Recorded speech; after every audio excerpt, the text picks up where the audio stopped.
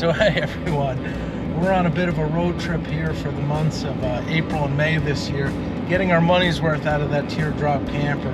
We did our trip in the Catskills with Cosmo, headed up into the Adirondacks near Lake Placid, did some mountain hiking there with snow still on the trails. Today we're bouncing back into the Catskills, and from here we're heading to Shenandoah National Park in Virginia. So quite a bit of a road trip. Going to be spending a lot of nights in the Bushwhacker, and happy to have you guys along with us for the trip. For me, the first leg of this trip was 4 nights in the Catskills with Cosmo Weems. We both posted videos about this on our channels, but after leaving the Catskills, I picked up Lucia and Ripple and headed for the Adirondacks. One of the challenging parts about planning a trip like this that I think any tiny trailer owner can identify with is how to pack in a way that you can effectively enjoy the vast variety of weather that we were going to face. It was temperate in the Catskills, swimming weather in Virginia, and the Adirondacks had sub-zero wind chills.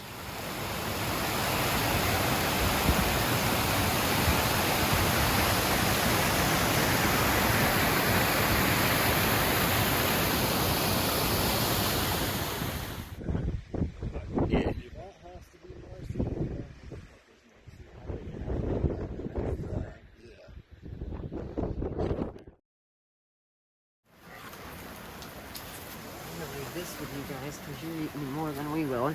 It's a nice cover.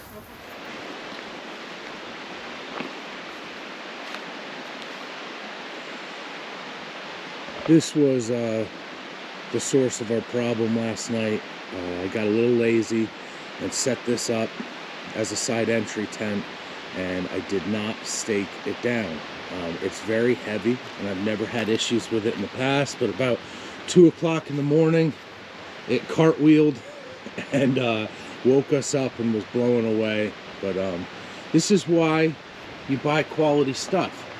I mean, you see it's got some dirt streaks on it, but completely unscathed. I'll take you in here.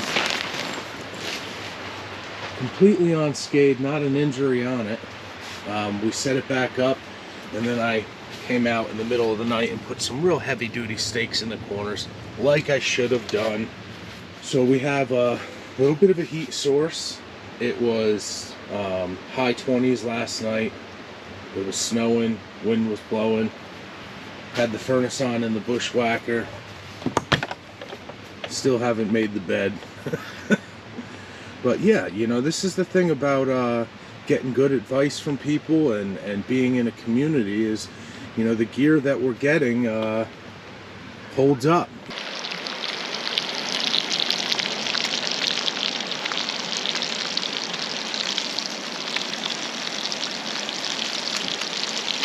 Yeah, it was a rough night last night. We're here on a piece of property out in the Catskills along the brook, and it's one of those nights we had very high-speed winds, we had hail, definitely some rough conditions, and it's always good to treat yourself to a good breakfast or brunch or whatever it is by now. We have some bacon, we're going to make some eggs, some potatoes, some Virgin Bloody Mary mix. Lucia picked some wild leeks. That's like a wild onion that grows around here. I'm using this Coleman Power Pack, even though we have the galley kitchen on the Bushwhacker, to be able to do things like when you're treating yourself to bacon, to get this out of the galley really goes a long way. We are mooch docking. There's a little shed over there with another camper on this property, which gave us access to this sweet grill that we were able to use last night.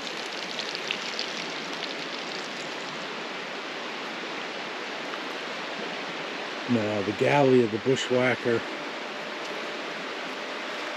I'm going to make toast on this little device here. And we can even make the eggs in here, but it's definitely best to keep the meat grease out of our galley space. So we're making some eggs now with potatoes left over from dinner, and we saved these butter packets from like diners and restaurants. It's a great way to bring butter on the road without having to just drop it in your cooler or something.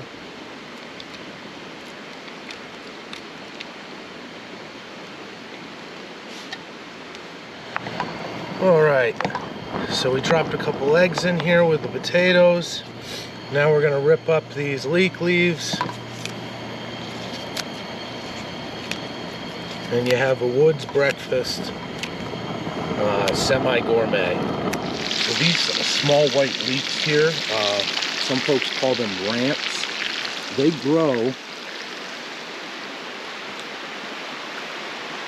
I don't know how well you can see this, but that is a patch of them through the woods that go all the way up the mountain. So we're in no shortage of them here. They're real tasty. They're quite strong. They get mild if you cook them down, but they become a staple of the springtime diet. And here, Ripple here smells bacon. But these guys here, you can eat the greens, or they grow a bulb if you wait just a little longer. Really top-notch stuff though. Back here at the Bushwhacker kitchen, we have this little toaster here making a bagel.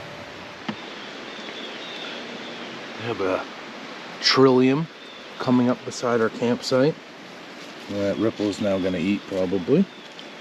This stuff over here is trout lily. That's edible. So we have no shortage of food here in addition to the store-bought bacon. Oh, there we have it. Some orange juice, virgin Bloody Mary mix, wild leeks with potatoes and eggs and bacon on a bagel, and some coffee. A 3-beverage breakfast that if you ate like this every day, you probably wouldn't do so well in life, but every once in a while when it's cold, it's good to put some calories in. Over here is the gluten-free version. And Ripple is eating kibble and sticks for breakfast.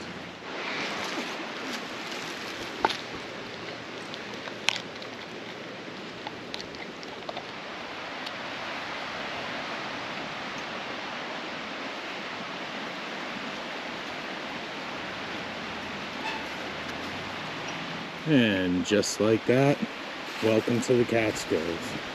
We've gone from snow and ice and high 20s to mid 60s and mayflies. So we have changed from the side entry canopy to the X-Gear screen room. And this is the name of the game in the Catskills. So we're going to actually stay another night. We were able to examine our Euromax canopy. 0 damage. That thing is just incredible. I mean, to be able to do a cartwheel like that and not have any damage is really nice. But now we are worried about bugs and not temperature. So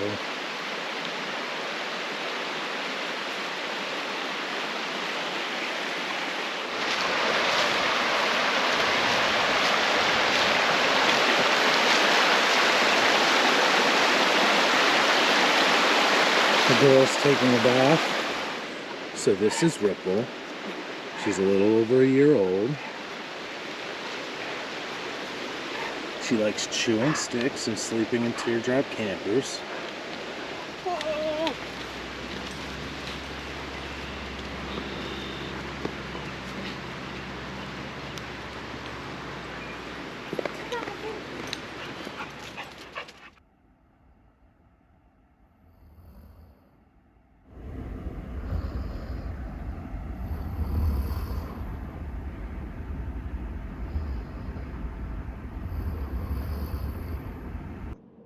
So at this point in time, I had to bring Lucia and Ripple home. They had a work obligation. But we have one more tip to share with you. Besides liking and subscribing to this channel, of course, know the height of your rig. Pay attention to the signs on the road. After seeing this one here, it became pretty clear that one unlucky RV owner is likely going to be investing in a new air conditioner and some expensive repairs. But they were lucky that they didn't take out this bridge.